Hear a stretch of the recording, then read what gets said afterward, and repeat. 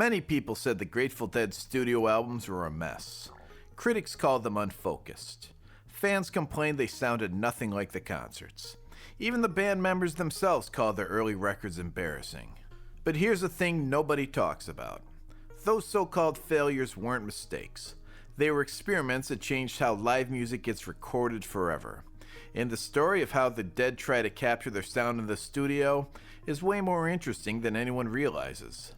Because when your producer quits because you want to record Thick Air, you're doing something right. Let me explain.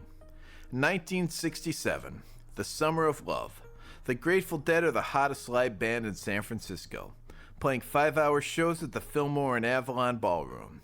Their concerts are cosmic, telepathic, the kind of thing where Jerry Garcia and Phil Lesh lock into a 20-minute improvisation and the crowd forgets time exists. Warner Brothers Records sees dollar signs. They want an album, fast. So in January and February of 1967, the Dead walk into RCA Studio A in Los Angeles and record their debut album in 4 days. 4 days. Warner Brothers insists the songs stay under 3 minutes so radio will play them. The band is so inexperienced, they don't even know how to argue. Garcia later admitted the truth. We recorded the first record in 4 nights. We were so inexperienced and you couldn't fit long songs on an LP. Phil Lesh was more blunt. He called it a turd. He said it was embarrassing and that it was simply what they were doing on stage, mistakes and all. The album comes out in March. It has its moments, there's energy, but anyone who saw the Dead live knows immediately, this isn't it. The improvisations are chopped down. The jams are gone. What made them magical got left in the editing room, and the band knows it too. Garcia said it perfectly years later. It's embarrassing. I meant to be in tune. So they make a decision. If the studio can't capture what they do live, they'll bring the live show into the studio. October 1967. The Dead start recording their second album, Anthem of the Sun. They hired Dave Hassinger, a respected RCA engineer. He's worked with the Rolling Stones. He knows what he's doing, except the Dead don't want a normal album. They want to splice together multiple concerts with studio takes. They want to layer sounds until you can't tell where the live performance ends and the studio begins. They want to create a collage that simulates the feeling of their shows. Phil Lesh is the driving force. He's convinced they can build what Garcia called a ship in a bottle compared to the ocean of live performance. They've recorded at 4 different studios: RCA, American, Olmsted, Columbus. They tape concerts including the Carousel Ballroom. Then they start editing, splicing tape, mixing performances together every few bars. Bill Kreutzmann explained the process later. We splice together 2 or 3 shows every few bars. That's why it sounds like a dream. But that's not the weird part. At some point during the session, the band decides they need to record ambient sound. City noise, desert silence, the actual air of different places so they can layer it into the mix and create atmosphere. They call it Thick Air. When they tell Hassinger they want to record Thick Air and mix it in, he looks at them like they lost their minds. He's a professional engineer. They're asking him to record silence and ambient sound as musical elements. Hassinger quits, just walks out. Recording Thick Air? They wanted to record the desert and mix it in. That's when I quit. So the Dead finished the albums themselves. No producer, just a band and their engineer, mixing concerts into an endless psychedelic stream. When Anthem of the Sun comes out in July 1968, critics are confused. Rolling Stone praises a seamless collage. Other reviewers don't know what to make of it. Garcia later said it plainly.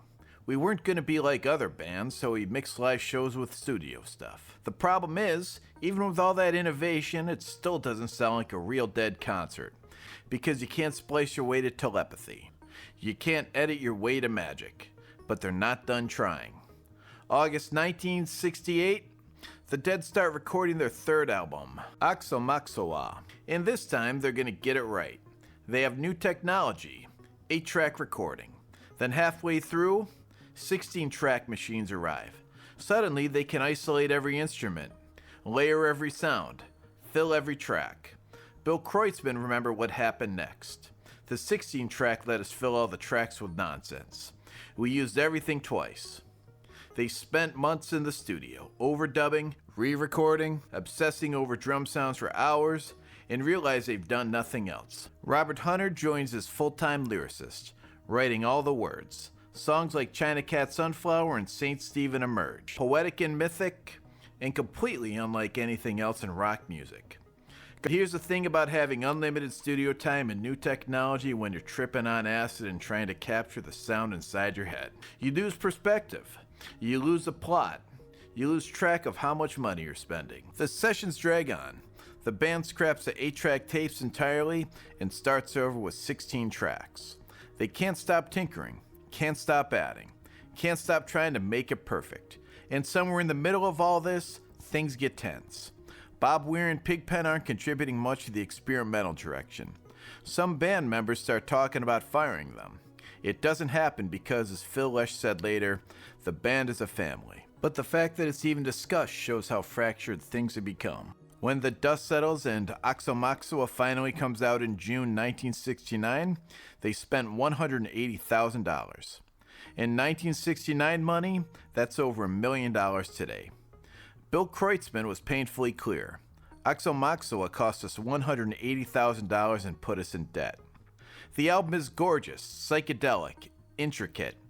Dave Lemieux, the Dead's archivist, called it the first album the band self-produced. It has moments of brilliance, but it doesn't sell. And now the Dead are drowning in debt. And after 3 years of trying, they still haven't captured their live sound in a studio. Phil Lesh admitted years later, there are parts of Aoxomoxoa that are embarrassing. We felt lost in the mix. So they make one last decision. If the studio can't contain what they do live, maybe they should just record live. February 27th through March 2nd, 1969. 4 nights at the Fillmore West in San Francisco. The Dead bring in a 16-track mobile recording unit. The same technology that nearly bankrupted them on Aoxomoxoa. Except this time they're not trying to build a ship in a bottle. They're just playing. No overdubs, no splicing, no thick air, just the band, the crowd, and 16 tracks capturing every instrument in crystal clear stereo. They record Dark Star stretching beyond 20 minutes, St. Stephen flowing into the 11, the kind of improvisation where the band locks in and follows each other into spaces they've never been before. And for the first time, the tape actually captures it. Garcia said it simply. Live Dead finally got it right. We only recorded a few gigs to get it. When Live Dead comes out in November 1969, it's a revelation. 2 LPs, full performances, no compromises. The Dark Star from February 27th is transcendent. You can hear the band listening to each other, building something in real time that could never be planned or recreated. Critics get it immediately. Fans go insane.